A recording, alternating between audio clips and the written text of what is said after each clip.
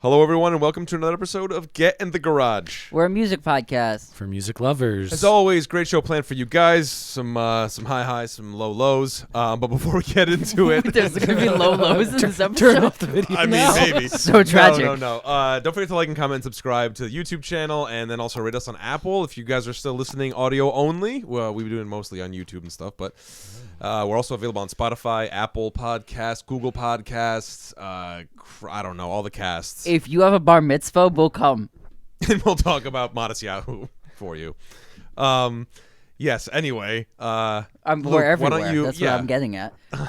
So this is the best music podcast ever made, and we have music news like we have every week for you. We are going to catalog our favorite albums from the year 2000. I will also throw in some wonderful facts of what was the musical year of 2000. Then we are going to highlight Lou Reed's classic glam rock weirdo wonderfulness that is David Bowie all over. It is Lou Reed's Transformer. It turns 50. It was made in 1972. It came out November 8th. We are going to talk about that record. And then we are going to go where Get in the Garage podcast has never gone before and cover Nickelback's new album, Get Rollin. And Michael has a lot to say about it. He's very vocal about this record. So it's going to be a fantastic episode. Yeah, should be fun. Let's get the music rolling here. I'm on like a 3-week streak of not fucking that up. No names have been messed up. I remembered all the albums we were covering.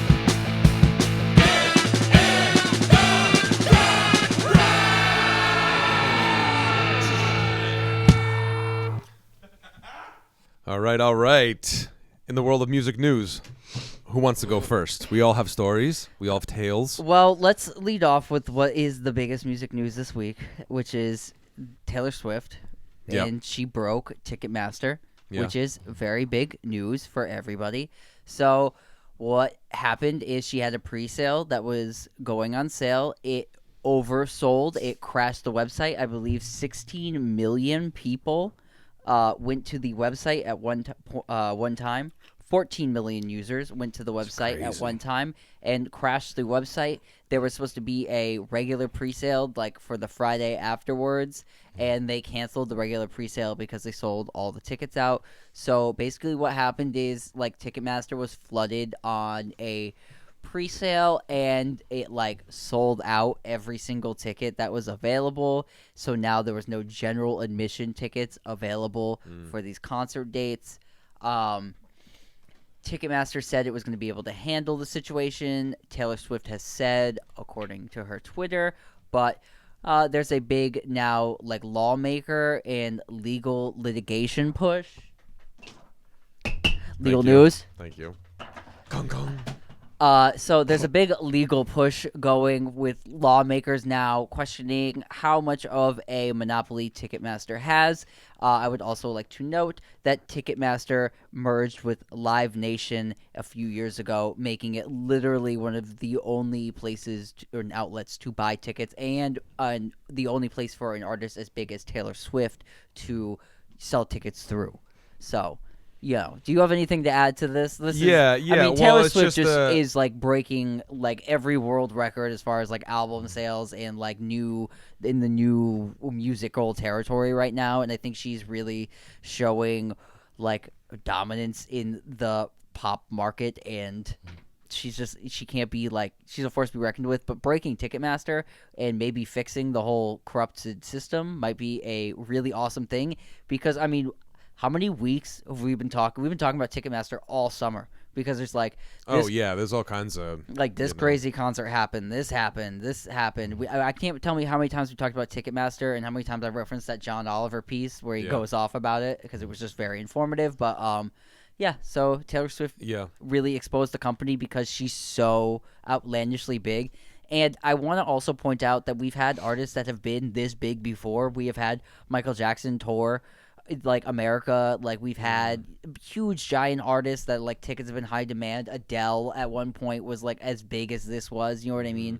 It's like we've had the Rolling Stones when they come to America sell out stadiums. So I don't know what this issue is.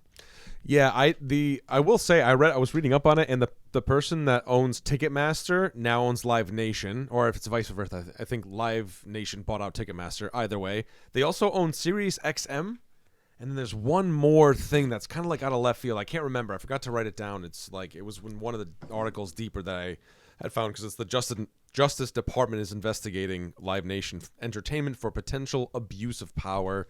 AOC famously came out, amongst other, I think, politicians too, that said, like, this is a monopoly, like, you guys are, but they're like, oh, well, we have competitors and this and that. And it's just like, yeah, but nobody's competing with what you're doing, man. Nobody. Like, there's on no that way. scale. The door guy at the VFW.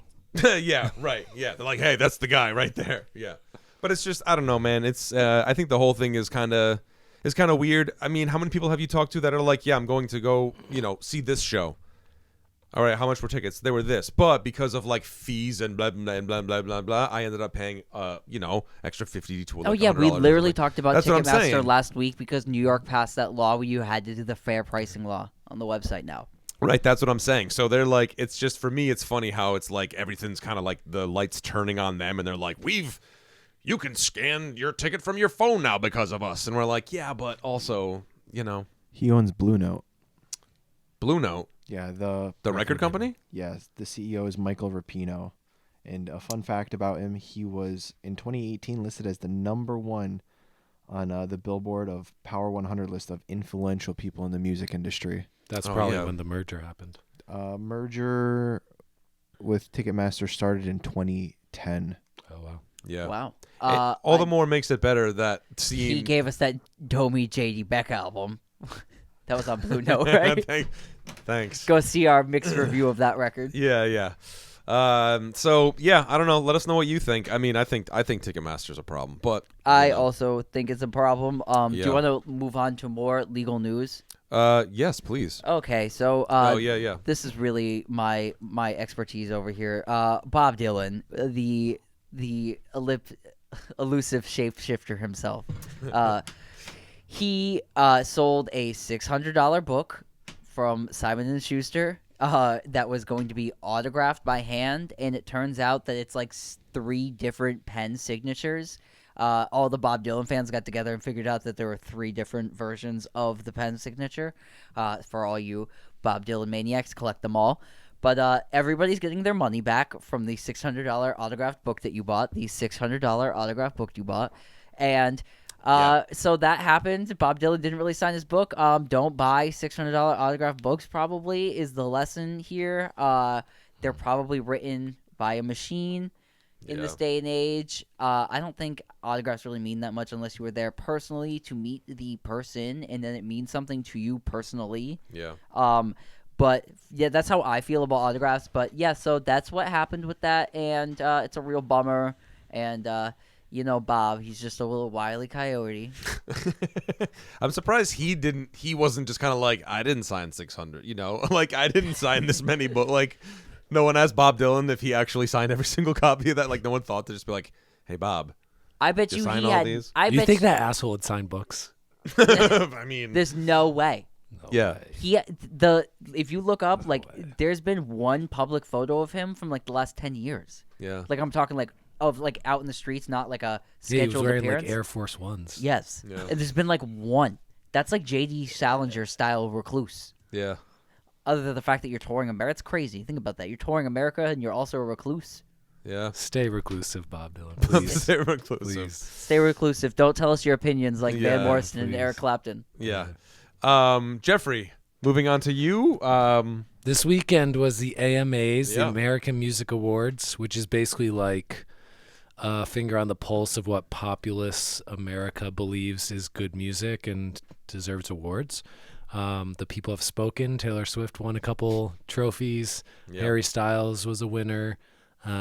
Drake won Best Male Hip Hop Artist. I think Nicki Minaj won Best Female Hip Hop Artist. Morgan Wallen won, I think, pretty much all the country ones. BTS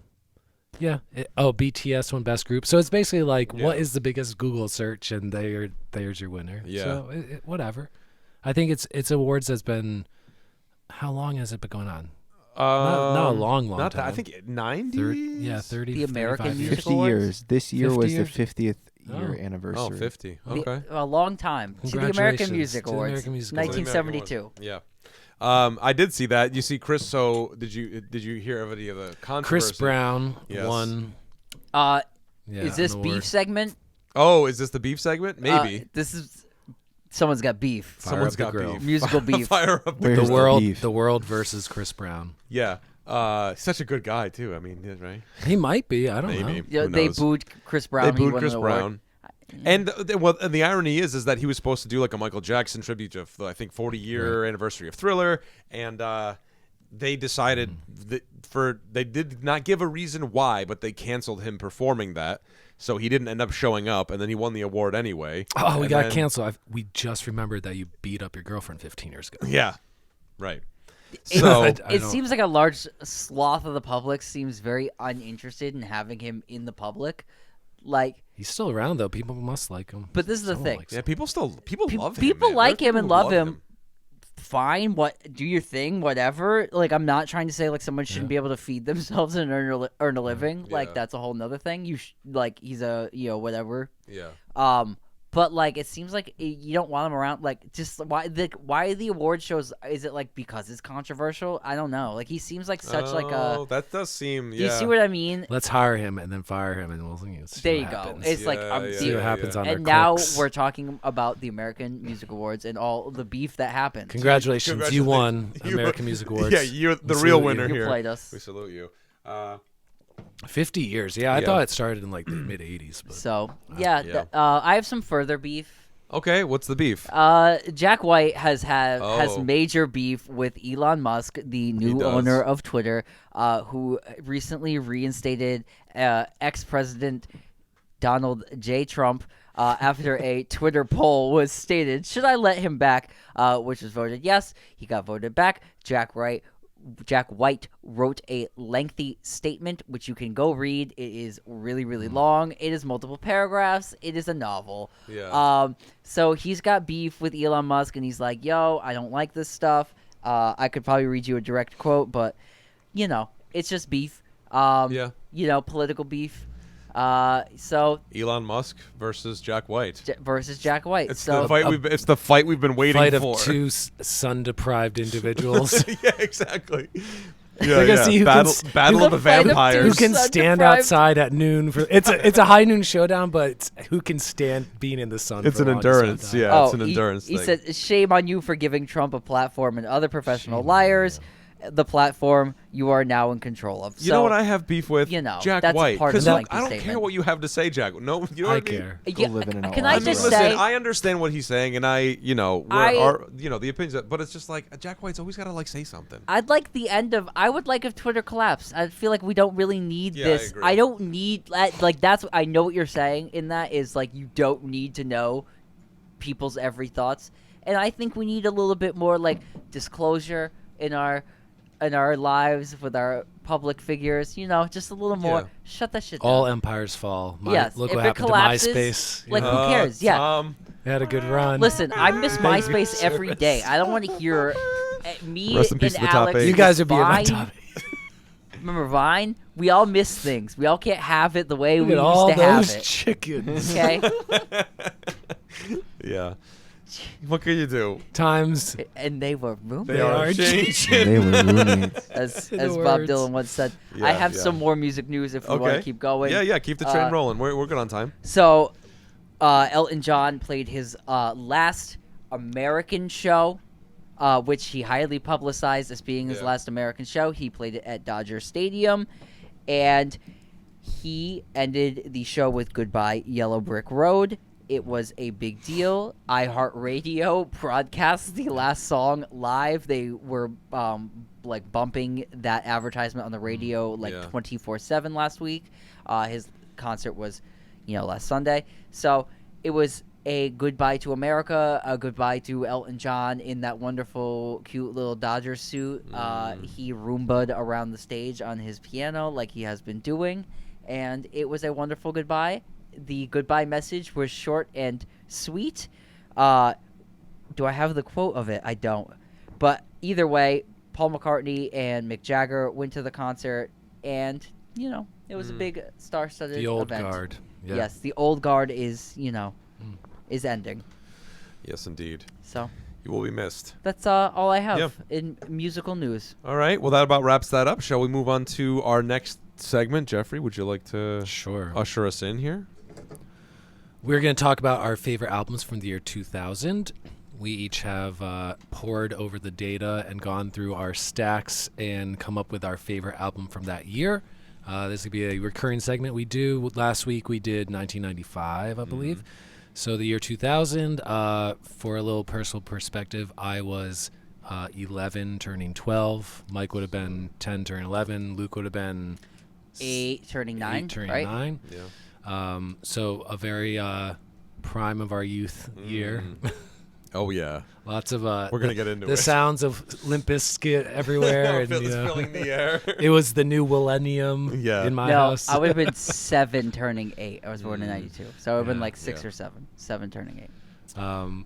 Yeah. So yeah, the favorite albums from 2000. Luke, you have some more 2000s info? Yes, I would like to fill you guys in on what was going on in the year musically 2000, like what Yeah. was happened culturally.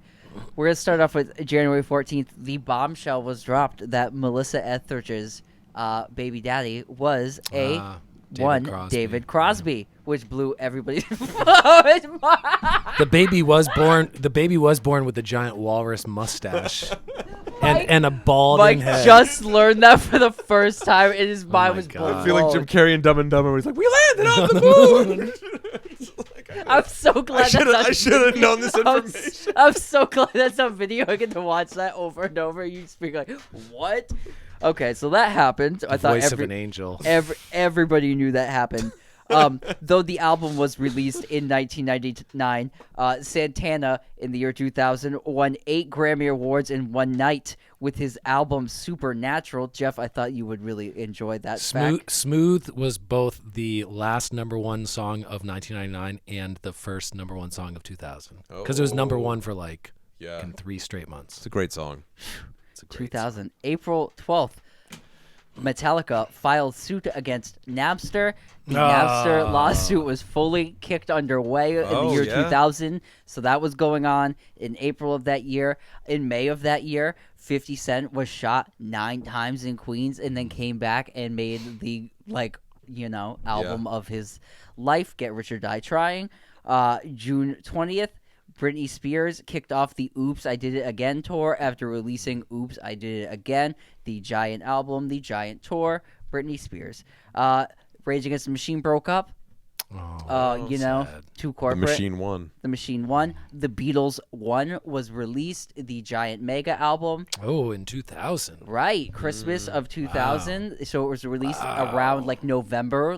We always kind of are getting a Beatles ramp up around Christmas time. All their #1 hits, I think it was 27 songs or something. Right, and it was released only in November of 2000, and it was the number 6 selling album in America that year, and it only had 2 months to a month and a half to sell, and it sold 5.1 million copies in that short little span. Whoa. The #1 album sold that year was guesses? My guess, it might not be the right year.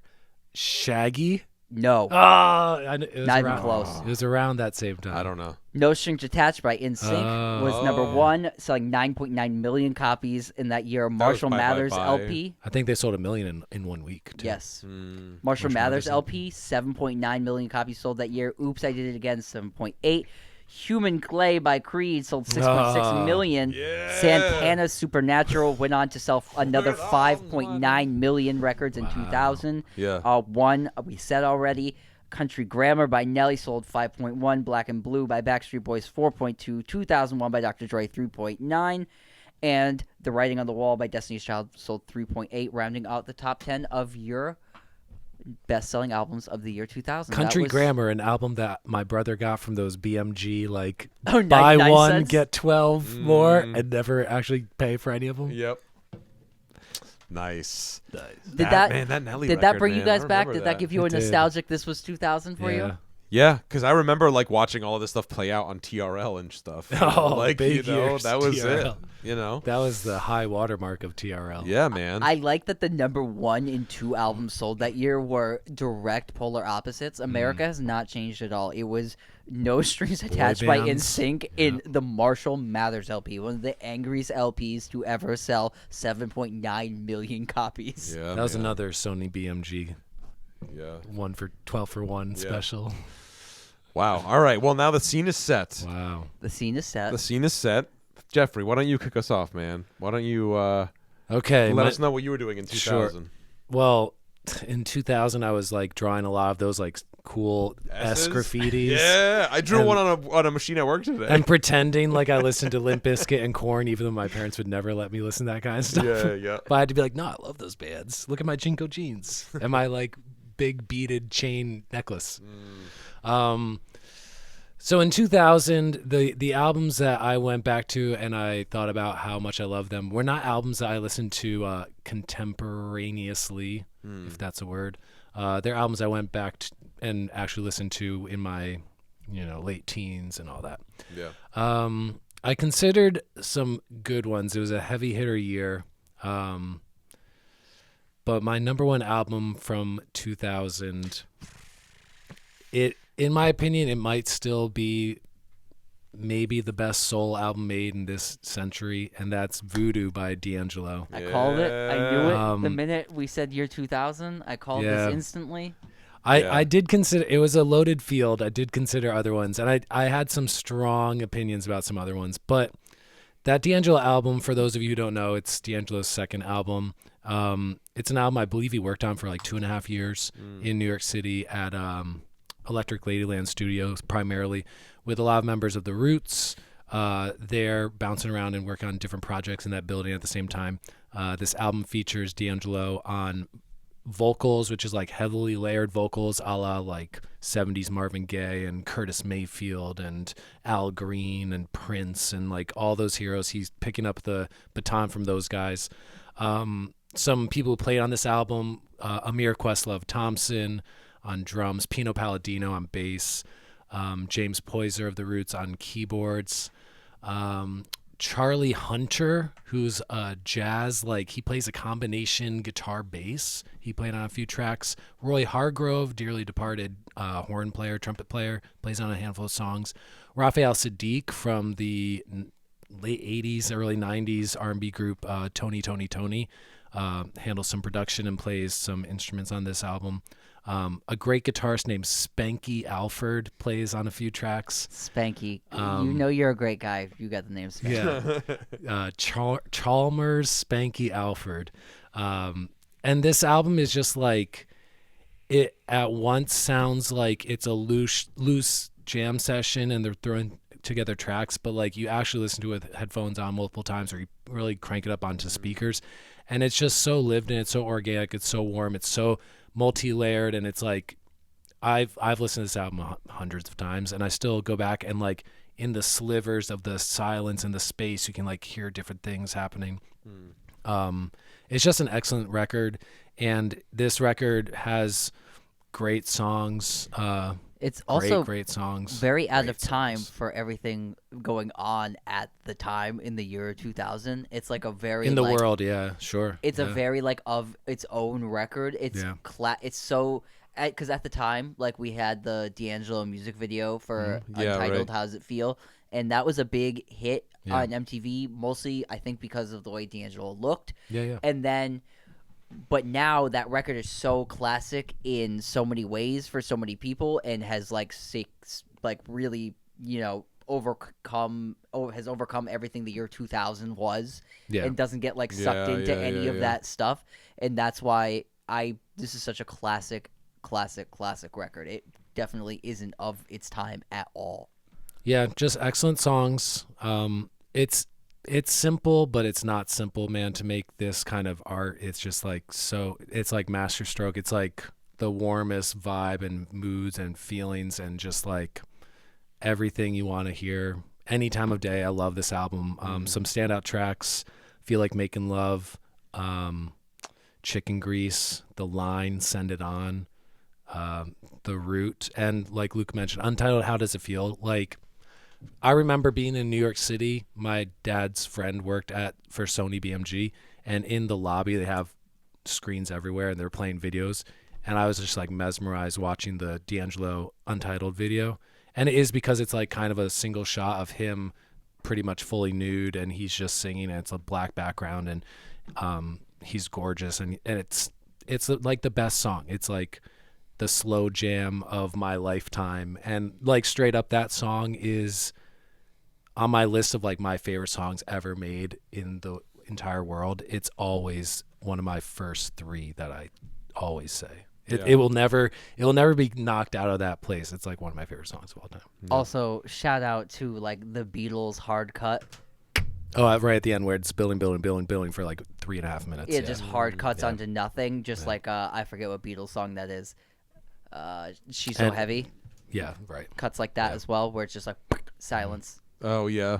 Yeah. So it's the peak of that neo soul movement that was happening mid '90s through early 2000s. Soulquarians, Erykah Badu, Music Soul Child, Bilal, The Roots, Common. Like, it's just the best. It's from any era, but year 2000, man, that's the one for me. Nice. You want me to go next? Yeah, if you'd like to. All right, I'm gonna take it way indie and way back for you. I have visual. Somebody. Did that come out that year? I wish.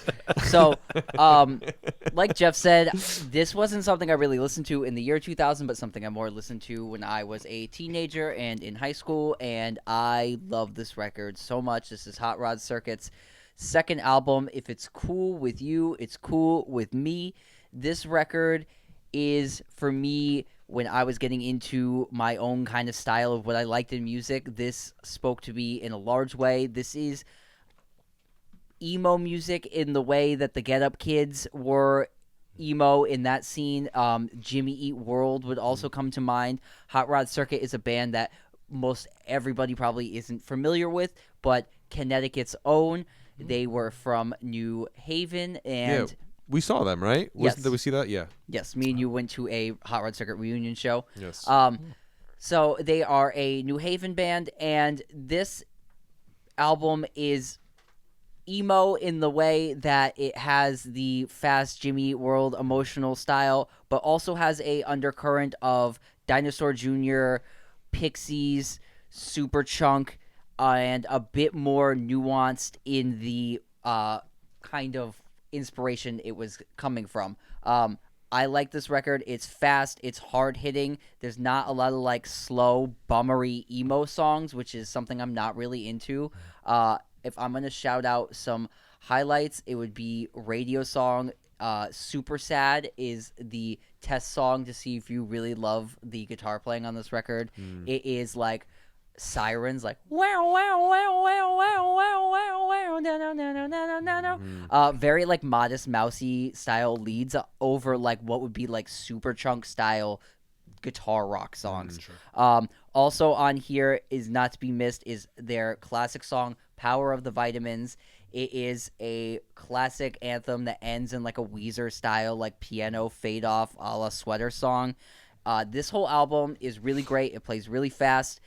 It is a highlight of the emo 2000s movement, along with like Jimmy Eat World's Bleed America, which I referenced a lot. This is the underground classic that is still, I think, yet to be fully recognized in that scene and era of music. And I think Hot Rod Circuit is the missing link in a lot of those bands. If you ask most of like the bands in the 2000s emo, Alkaline Trio, blah, blah, blah. A lot of those bands will tell you, the Get Up Kids, that Hot Rod Circuit was absolutely their favorite band. They have a lot of great songs. If I'm, highlighting an album, that's probably the one I would start with. If it's cool with you, it's cool with me. Connecticut's own Hot Rod Circuit. Also, my future father-in-law is thanked in the liner notes of this album. Come on. I'm not lying to you. He lent them the lawnmower for the cover. He employed all of them. Wow. And he was their boss. So that is why I really know of this band. Yeah. This came out on Triple Crown Records, a great emo record label of the time. So, Yeah, and they went on to sign to Vagrant Records, which Right. Alkaline Trio, the Get Up Kids Right. were on, and tons Yeah. of other emo acts that were huge.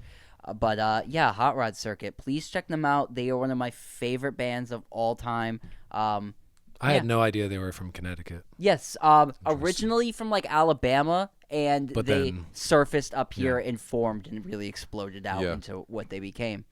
Right on. Cool, man. Good choice. So All right, my choice. If I can take you back to a time and a place, if you can close your eyes. Now, imagine the smell of the inside of an Eblin's, and you will understand what my life was in 2000. Just that sneaker rubber. That's it, man. It was all about Air Force Ones. It was all about, yeah, all that stuff. And backwards red hats. Yeah, and well, mine wasn't red. Mine wasn't red. I had a North Carolina Tar Heels fitted for some reason. The Tar Heels was like the Me too. yeah. So you see, here we go. So in contrast to Luke and Jeff's picks, where it was something that like kind of was happening, but later and so on.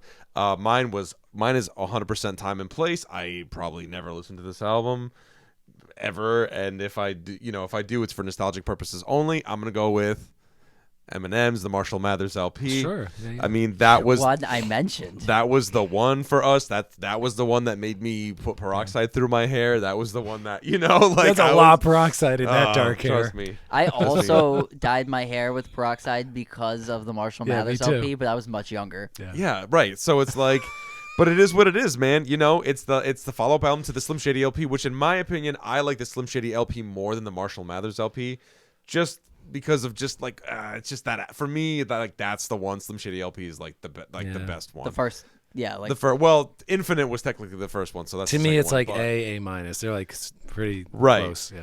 Right. This- But this for me, one's- man, I this remember one's rough for me, man.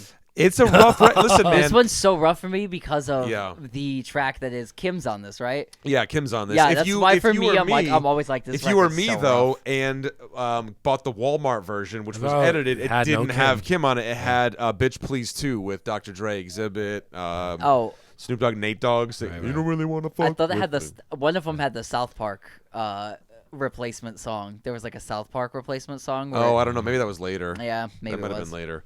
But yeah, man, this one for me, like I remember sitting on my boy Ryan. Shout out to Ryan. I remember sitting on his front stoop, and we were like listening to like. And I remember the first time I heard Stan, I was like, "What is this?" Because it had the singing and it had everything like that, and that's when we all really started getting heavy into Eminem. Into Dido. That's when I got really into Dido and Enya. I went the exact opposite way. I'm like, damn, this Yanni is. How did I end up here? God, I love him. He's Greek. What? Amazing. Jesus Christ. Yeah, Alex. Luke, you are correct. The song was entitled "Kids" on the Marshall Mathers LP. Yeah. South Park song that replaced Kim. I was in right. some runs. See, In some runs, okay. Oh, That's some runs. that's easy in print. They gotta save that ink. They just changed Yeah. one letter. yeah, I was like, I remember this like weird South Park song that like some kids had on their CD and I didn't have. Oh, so that was that was on the on a special edition Oh. release. What's the party song on this? But if you're looking at probably- the track listing. The party song? Yeah, there's one that's like really crazy. It's just the da-na-na-na-na. Yeah. You have "Kill You," Stan. That's who knew. Who knew? I never knew. Who I would've- knew, I yeah, knew. yeah, that one's I never party. knew. I knew. Yeah. The Way I Am, the angriest. I mean, aside from Kim, but Kim's more violent. Oh. I mean, Drug Ballad is also like a party song. yeah. Yeah. Oh, the real Slim Shady is the party song. The real Oh. Slim Shady. But I'm thinking like a song that sounds like it's at a party and the lyrical content is like, I'm at a party that is going badly. Right. That song. Right. Yeah, I think that's Drug Ballad. Right. Yeah. Amityville. I mean, Criminal. The last song. I mean, incredible. Amityville, is that the one that has the guy? Right. Amityville. And the guy who like talks like the Kill your devil. Family still. One feature guy bizarre, sounds, it's bizarre. sounds Yeah. like the devil. No, it's a different guy. It's like RBX or something. It's on a track. Oh, I don't know. Remember Me. Oh, Oh, that's yeah. what it is. Right, Remember right. Me. Yeah. And you're like, Criminal, the closing track, other than the largely homophobic lyrics that characterize much of it, Yeah. is quite a banger from my youth. If I remember, that was the one I would play the most. Oh, yeah. it's so good, man. And that's the thing. Did you read the lyrics? Yeah, they're rough. They're so And rough. He produced a number of these songs. Eminem. Yeah. Yes. Yeah, a couple. So he produced The Way I Am. He produced the song Marshall Mathers. Quite a few, actually. Drug Ballad, Right. Amityville, Under the Influence, featuring D12, and then, Criminal. This is when his like kind of heavy, a lot of piano, kind Yeah. of bam, bam, like that kind of clean out my closet type of thing. That would come later. Right. Yeah, so for me, I mean, like you said, man, A minus type deal. I love the Slim Shady LP, but when I think 2000, when I pulled up the list, man, it was like, oh, yeah, it was obvious. It's like, this was the album that I listened to nonstop. It was just like endlessly listening to this. And Ryan had the unedited version, which Sure. So then imagine, like a 10-year-old me listening to Kim, like, wow, he's really mad at his wife, huh? Like, what Dude, in the world is going on? I understand. That song was like, what the fuck, man? Yeah, it's rough, man. That's a rough song. The album is very, It's a work of art. very realistic and very unfiltered. Yeah. Remind you, I'm pretty sure he is like really deep in his pill addiction during the making of this album as well. So he's, but at the same time, with a young kid and like Yeah. blew up like I'm the face of hip hop in America, in the world, pretty much. Yeah. And And he's like the only like good, or at least at he that probably time, wasn't like, even 30 then. He was Yeah. probably like 28. Yeah, because before this, what you had Ice, Vanilla Ice, Yeah. as sort of like a major white the hip hop Beastie artist. Boys. I mean, all right, yes, the Beastie Boys, of course, the Beastie Boys. But I'm saying as like the single pop standout like artist, like that thing. But anyway, so there's my pick, man. The year 2000. I miss you. I don't miss you. All of it. I don't know. It was a weird time. It was a weird time. It was a weird time. It was a weird time. Our pick releases. You picked like a throwback, like classic R&B record that would be standard in any era, right? I picked a emo album from like a upcoming kind of underground band. Yeah. And then you picked a major rap release that sold like 9.9 That was the million album of that year. Yeah, man. That So, was the one. Yeah. You know what I'm saying? Like the year, it was a very diverse year, and Yeah. None of us picked No Strings Attached. How dare us? I listened to it a lot in its time. That if I was like what I listened to probably most in its time in that year was probably No Strings Attached, definitely. Alex, do you have a shout out? Do you have a favorite album from 2000? Yeah, when we brought up the topic, Mama's Gun by Erykah Badu. Oh yeah. I really enjoy that Yeah. record. Yeah. Side 1 is filled with Yeah, that's a just really good classic, one. That's her like maybe second or third album. not specifically. That is sure. her second album. Her It's first like album. dark brown and green maybe on the cover. She's Her wearing a first hat. album's Baduism, I Right. think. Yes. Cool. Right man. on. Well, let us know what was your favorite album from the year 2000. And It was a crazy any year. honorable mentions? I know you probably have at least a couple. I have a couple. 2000. Kid A by Yep. Radiohead. Outcast, Stankonia. Yep. Yeah, Two Against Nature, Steely Dan's comeback album. He's got him. I got 0. Stankonia was a very close second for me. I mean, the White Very Stripes, Distill, whatever that's. Distill. Distill, that's what I thought. Perfect Circle, Mare de Noms. Oh, one that Mike year, actually man? really likes. You were blasting that. Oh, man, yeah, weren't you remember? Back in the day. I mean, I wasn't, but I remember. Me blasting Yeah, that yeah. when I had my van. Yeah. Yeah, those were the days, weren't they? That's all I got. But anyway, yeah, let us know what some of your favorite albums of the year 2000 were. Let's take a quick break, and when we come back, we've got 2 album reviews, one new, one old. We'll be right back. This episode of the podcast is brought to you by Hofner Guitars. I have here the Hofner Shorty. It is a full-scale, travel-size guitar. You can find this and all of their products at hofnerguitars.com. All right, everybody, welcome back to Get in the Garage. We're the music podcast. For music lovers. So onward we go. On to our next segment. We're going to start with something old before we start with something new. Luke, would you like to tell us what that something old is this week? This something old. This you have a real roundabout way of saying. You're like, we're things. gonna start with something, then we're gonna start with something else. Let's start talking. So, we're going to celebrate Lou Reed's 50th anniversary of his album Transformer. This record is a groundbreaking record in the glam rock movement. It was produced by David Bowie and Mick Ronson. Thank you. I almost said Mick Rock, who is the photographer on the cover. God damn, that word's hard. Fartographer. Yes, thank you. So Mick Ronson and David Bowie produced this record. It is Lou Reed's, I'd say, crowning achievement as a solo artist. I don't think he ever surpassed it. Metal Machine Music? Come on, man. The Oh, he follow-up, played that for me this morning. I definitely I did. was like, what is happening right now?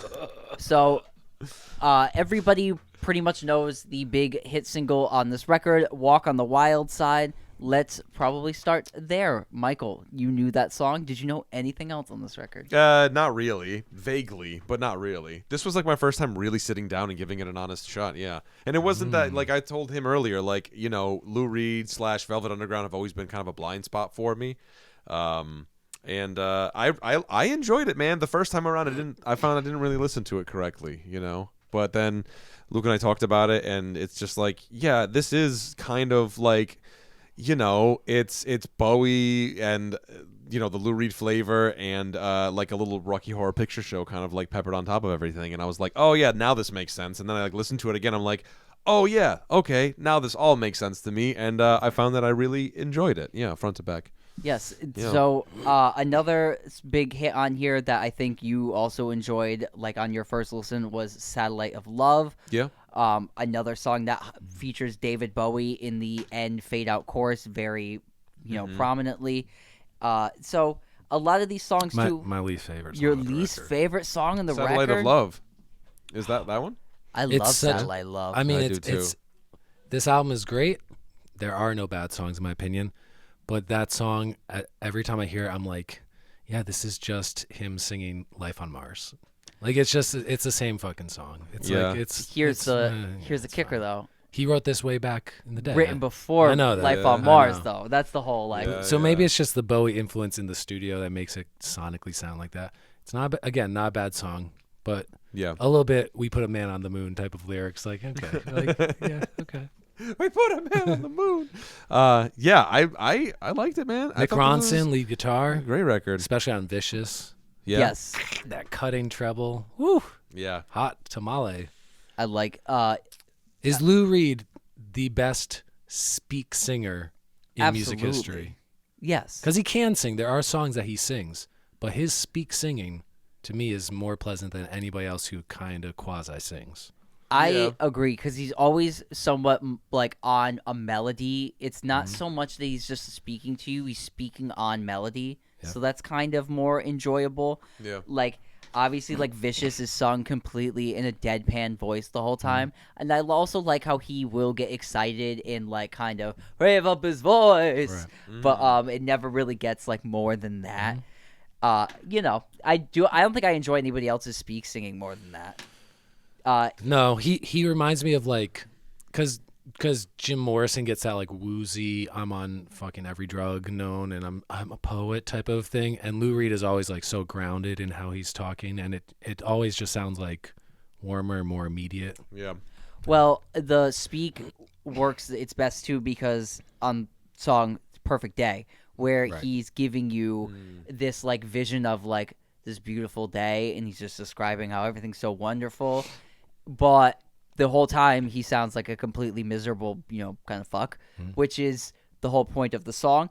And that is where his vocal works the best because it's beautiful orchestration done by Mick Ronson, where it really highlights, you know, the beauty within the song. But his vocal, you would never really know because he's singing it so deadpan and offhandedly, Yeah. and it gives you what the song's true meaning really is, that it could have been a perfect day, but he's still going to be miserable about it. Yeah. You know, in a more beautiful, depressing way. But I love the tuba in that song. See? Bong, bong, bong. Like I love that stuff. Yeah, pretty cool. Our boy Klaus Vormann makes an appearance on this Klaus record. playing bass on like 4 songs. Yeah, and Ronnie Ross, the guy who plays Barry sax on Walk on the Wild Side, he also was on Savoy Truffle on the Beatles' White record. Oh, one He of my plays- favorite songs. Speaking Alex? of honorable mention, the engineer Ken Scott was one of the 5 main engineers Scott, baby. who worked with the Beatles. So Oh yeah. Their whole Well, because career. they recorded right in the UK, right? They recorded right in England, so yes. I believe so. I will say too, like speaking of like the Englishness of this, I love New York telephone conversation because I feel like that's like if a New Yorker's living in England, because it's so English and like British and kind of goofy. It's and the Cockney like rhymey verse song, but Yeah. it's Lou Reed talking about all his like gossipy like New York friends and how they just talk shit on each other all the time. Yeah, right. I enjoyed it, man. I enjoyed it. I I- loved all the Bowie peppered in there too, and I also want to highlight Makeup on this album. Makeup is a wonderful song about boys or girls or whoever wants to putting makeup on, and like the pre-choruses were coming out of our closets, yeah, and the song is really one of the first kind of like, I want to put on makeup, I might be gay, I might come out of the closet, it's okay. And it really highlights a lot of what was going on in the glam movement that wasn't really being sung about, but was being really like performed and put in your face, and like the fans were reacting to it and they were doing it too. And I think this song speaks to a lot of the queerness that was going on in the glam scene, and it really speaks for queer peoples that probably hadn't heard a song about maybe even coming out of the closet at that point, and Yeah. it was very front and faced. Like if you listen to it, you clearly know what he's talking about if you know what he's talking about. So I love that song, and I always thought that was like a really kind of like, you know, and it's kind of sweet too because it's got like the tuba, like the yeah, I really like that song. Yeah. great album. In New York- hindsight, New if York we're giving, City's finest. if we're gonna, because you know we like to give. Oh, we're gonna we don't rate It's our a per- classic albums. I will say it is a perfect side A. Like those first 5 or 6 songs, whatever's in the first half. Yeah, It's just like, not that side B sucks, but I'm just saying, like, you listen to this and you're like, whoa, this thing is on a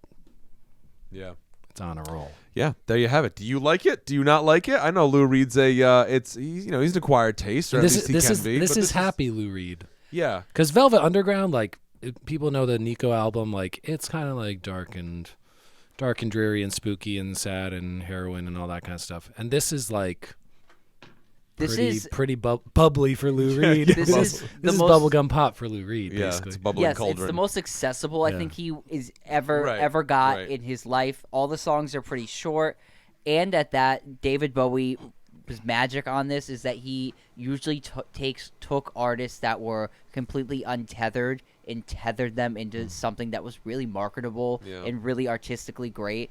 Mott the Hoople, Iggy Pop, among others. Yeah, and you know, so that's another point in case of the greatness of, you know, a great producer and Yeah. what you can do and to put out the classic album of your career. Yeah, happy 50th birthday to One of the best albums in to Transformer. 1972. Yeah. If you haven't listened to it, check it out. Take it from me. I'm not a big Lou Reed guy, and I really enjoyed this. So yeah, onward we go.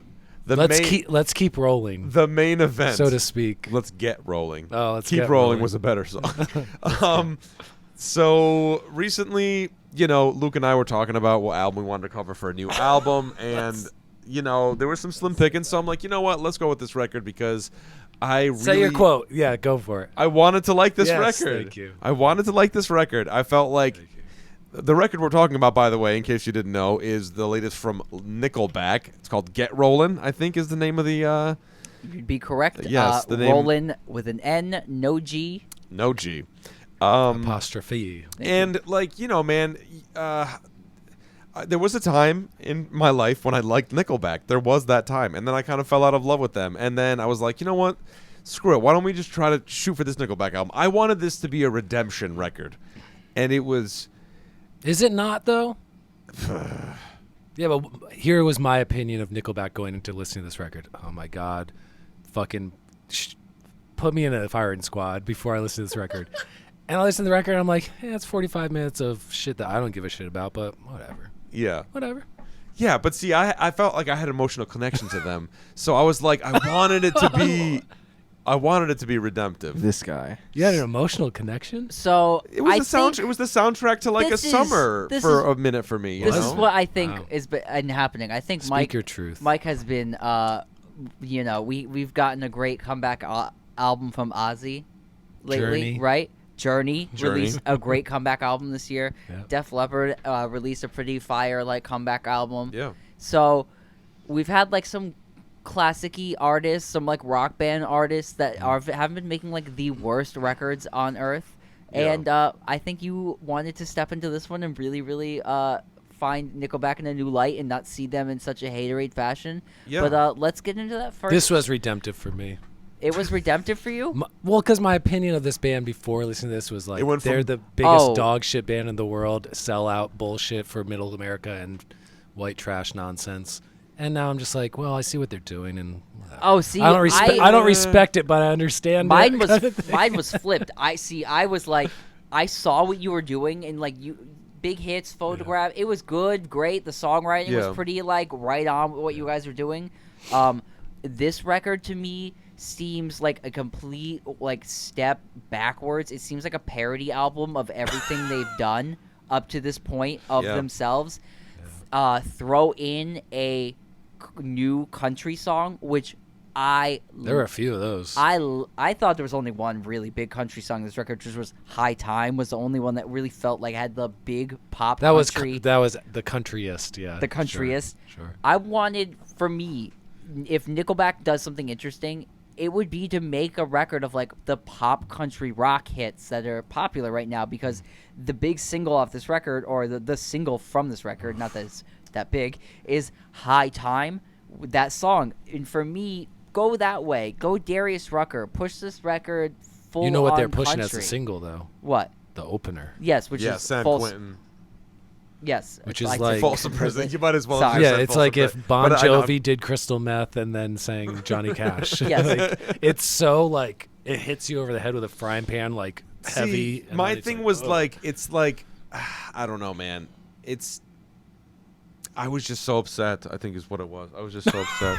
San Quentin is just I like- expected so much more from Nickelback. I did though, because I'm like, yo, you got a lot of albums under your belt now. You got a cool fan base. Like, do something interesting. I knew you have all the four means Nickelback to make, songs. but you have all the means to make a cool album. You have all of That's the what tech, they- everything at their disposal, and it just felt, I don't know, I felt lazy. It is. So, like, San Quentin, like, to start off, is one of the heaviest songs on the record. Oh. And to that point, every song that has a heavier style to it, the production on it is so, I'm going to just be blunt, it seems very thoughtless. It's so, like, this is a heavy song production. I've heard this style so many loud. times. It's so loud, loud. it distorts almost anything you play it out of. It is Yeah. so loud.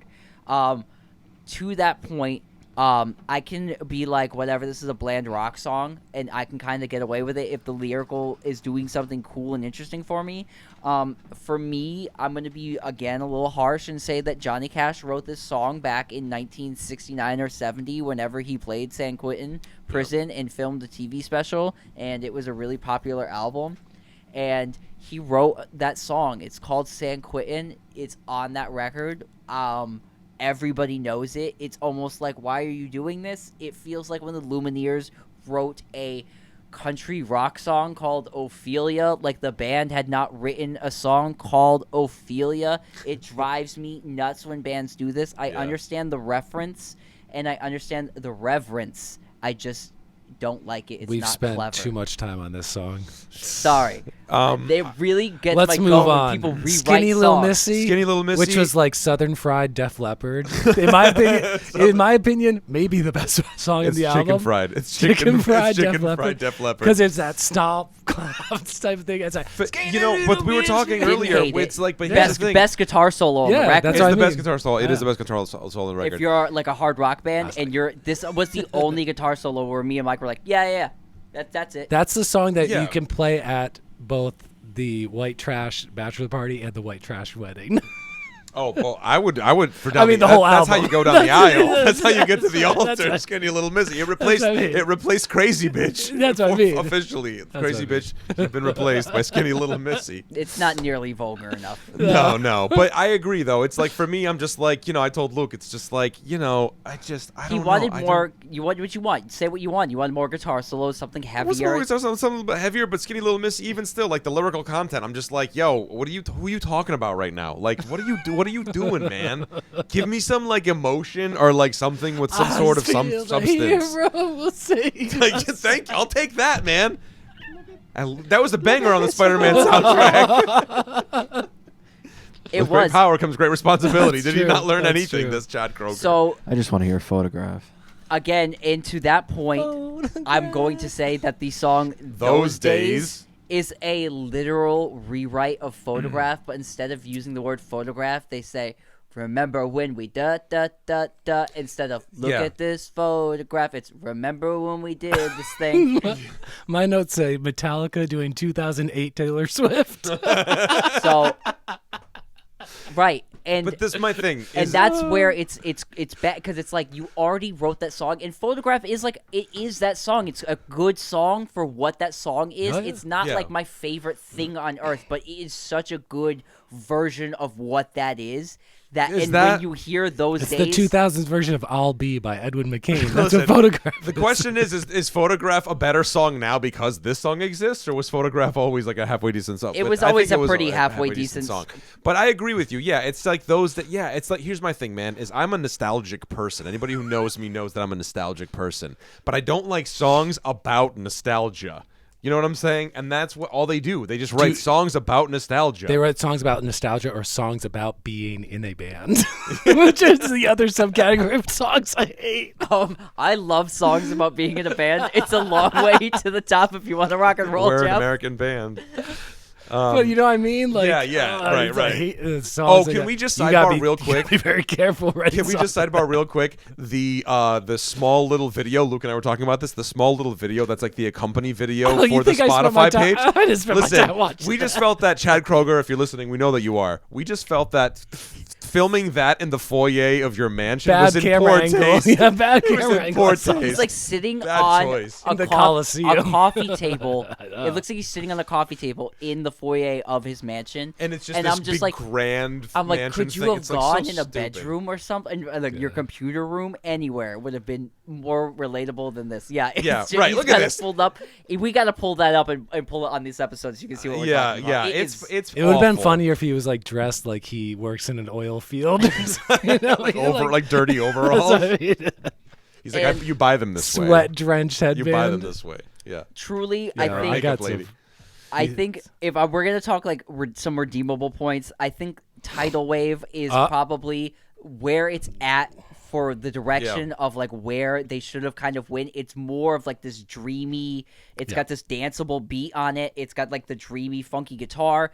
They talk about it the most in that Spotify video, and you can definitely tell it was like the song they were into doing the most, which is, and it sounds like the most original. And on top of that, it's got the most heartfelt, personal lyrics that I found in this that you're never gonna find on songs like Vegas Bomb. So I felt.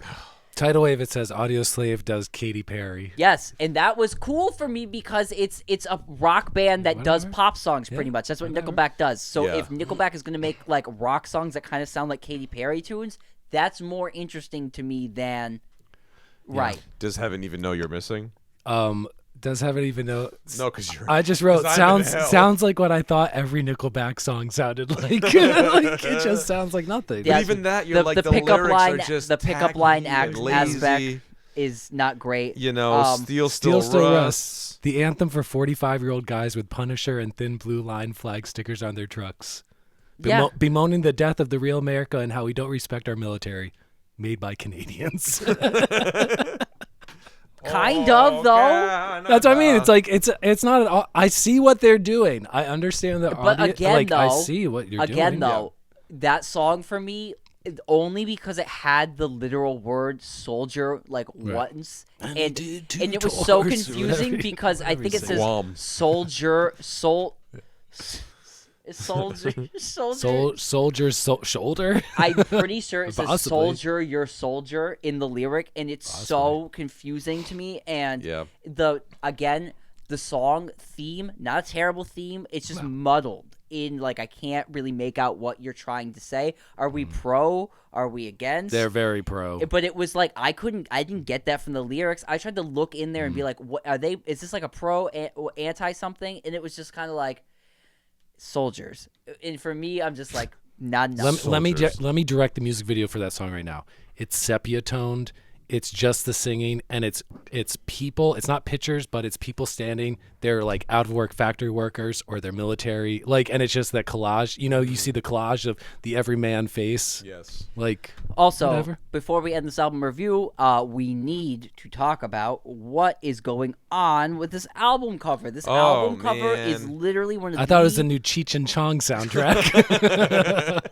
Let's talk about with the album cover. Let's also talk about its so Fox like stoner tease title. So it's like oh, get rolling, like pot. There's like not I don't know. anything to do with any of that on this record at all in any substance whatsoever. It looks almost like the Yellow Submarine cover too. But it's like in a way. it's like a Cheech and Chong part. It's like a Cheech and Chong 70s Yeah, it's like bus. it just like I think it's The like album's called Get Rollin' in like Graffiti to font. in graffiti font that like would have been out of style that's in the year crazy. 2000. That's crazy. Yeah, and then the Nickelback logo. I don't mean to come here and crap on an album unnecessarily. If you are a Nickelback fan, and like Michael is, well, you should be disappointed Like Michael in this wants album. to be. thank you. Is Old Nickelback, guys. Old Nickelback. Silver Side Bring Up, back man. the long Silver poodle Side hair. Up. Oh, I missed that ramen noodle mop he had there. That's your review, just the single silver tear out of your face. What's the other Nickelback? Oh, All the Right Reasons. I'm an All the Right Reasons guy. All the Right Reasons was the big one too. Yeah, that. Is those that the one two. where the cars drive away? hell But yeah. even earlier, man, The Hell State yeah. and Curb, the first two records, like those aren't man. awful. You're a diehard fan. I was. I listened, man. I went deep. Wow. I went deep. I have It was the extensive knowledge of the human back. clay We call them days. the back. The back. Okay. Yeah. I understand. They are not back. They are. Alright. Still. So if we're rounding this up, I feel like our conclusion is the production of this record was not great. The lyrical content of this record was not good. Yeah. And Nickelback has made better records that we liked more. Yeah. Correct? Well, Yeah. I've listen, let me separate this. I have never liked Nickelback in any way. I'm going Never. to He just doesn't know that he likes Nickelback. Never. I'm going to say that I don't like. I'm not a haterade on Nickelback. Like All the Right Reasons is a great album for what that record is. Nobody made like a better record than that. What that is. Yeah. In that style. So Yeah. So, all right. Well, I'll start. Nickelback. I see what you're doing. It's 2022.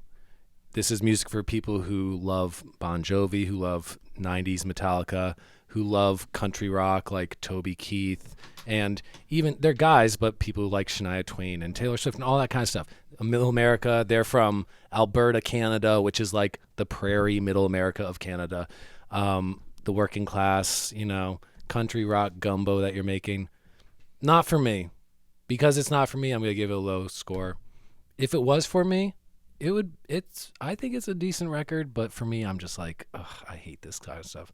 So I'm being honest and still kind of nice, and I'm saying a 3.5. oh, 3.5. yeah, Mike. I'm not gonna go much higher. I'll say 4. I'll give it a 4. I'm not. Yeah. It sounds. It's but I was like really. If just I like, liked this music, it would be like a 7.5. Like people who like this music are be like, God damn, thanks Nickelback for making a great record. Oh, see, I don't think so because I think You don't think so? No, because I've listened to All the Right Reasons. I got in the by mindset Nickelback. of the Nickelback fan. I've listened. Listen, trying. I know what you're saying too, though. Strapped on my big But- cowboy boots. This is the thing: is like there's better versions of that down the middle America sound right now that Yeah. like is the country rock sound. Like the best song on the record is High Time, which is that country rock sound. So, and I just think there's so much better versions of that being done and have been done. For me, this is a 3. I think that the production is like even on that, like what this is, the production on it isn't good. It's not a good sounding record to me. Yeah. None of it sounded good. Yeah, I agree with you. Well, let us know what you think. Did you like it? Did you not like it? Are you a Nickelback fan? Are you not a Nickelback fan? I mean, And this is coming from me and Mike that I'll tolerate the Nickelback, man. I can get into it. yeah, man. certain songs, man, I'll be like, all right, I'll let it roll if it's on the radio. And certain songs, come on. And me too. I hate this band, but also I'm like, whatever. It's just not my thing. Yeah. It's like I don't like certain kinds of fucking salad dressings. Oh, dude. So I just avoid it. what's Like your- I just avoid Nickelback, but like who gives a shit? Like whatever, Least it's favorite okay. salad dressings before we go. Ooh, least favorite? I don't know. French for me, maybe. French is French high used to on be my list. favorite because it's just sugar. That's On Thousand I hate Island, it. I'm also like never on my I used salad. to drink French dressing. Ugh, God, I that used to love it fucking- when I was a that- child. It looks the color of my mic foam. Oh, delicious. Yeah, I'd say Least French is my favorite? least favorite. I don't know. Ranch. Ranch. I'm on Ranch is high Ranch on my is the hate. I least hate favorite. ranch. Yeah, ranch is the least favorite. Yeah. I go blue cheese. Always blue cheese. Blue cheese. fuck yourself. Fuck your Or mother. fuck your mother. Yeah, that's thank you, Joey Diaz. Anyway, this is a music podcast. Thank you for sticking around this long with us. Again, don't forget to like and comment and subscribe and all that stuff. Actually, before we send off, Luke wanted to give a quick shout out as well because we did attend Yes. a show. We went to Pocket Vinyl's 1000th show at Strange Brew Pub. Pocket Vinyl is a local New London band. They are amazing. They played 1,000 shows and celebrated. There were party favors. There were paintings being painted. There was a put your face in their face thing and take a picture. I don't know Yeah. what that's called. Yeah, I forgot. It's like And it's normally a band that's a guy who plays keyboards and sings, and a woman who live paints during the set. Yes. But at this show, they had a full band to support them. Yes, they have they had a full band play, which was a lot of fun. I hope they do that again. It Yeah. sounded amazing, Yeah. and they did like a solo set and then a full band set. So Big everybody, check out Pocket Vinyl. They're an amazing band. They've been doing original things for like years. I think like 10+ years now. Check out their 1001th show when they play it. Pocket Vinyl. Check them out. Yes. Like, comment, subscribe. You know the drill. We'll see you guys next time. This has been Getting Garage.